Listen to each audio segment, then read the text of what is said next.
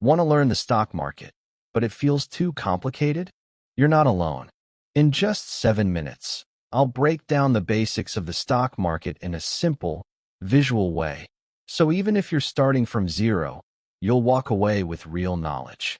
Let's go. The stock market is like a giant marketplace where people buy and sell shares, small pieces of ownership, in companies.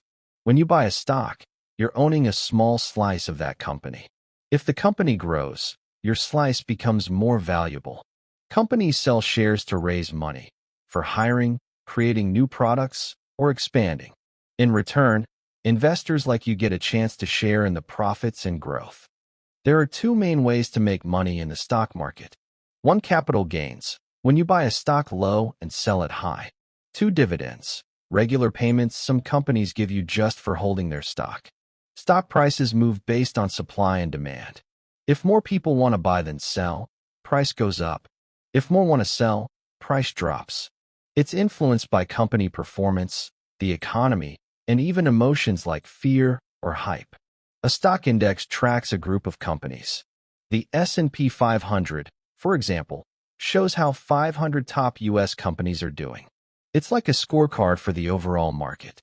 Beginners often invest in index funds to get broad exposure. You can start investing using simple apps. Many let you buy fractional shares, meaning you can invest with just $10. Start small, be consistent, and don't chase quick profits. Don't try to time the market. Avoid emotional decisions. Don't put all your money into one stock. Instead, diversify.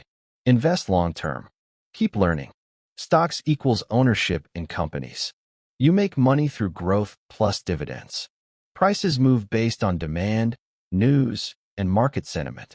Index funds equals great way to start. Start small, stay consistent. Now you know the stock market basics. Subscribe to Simple Investing Tips for more lessons made for beginners like you. Your journey to smart investing starts right here.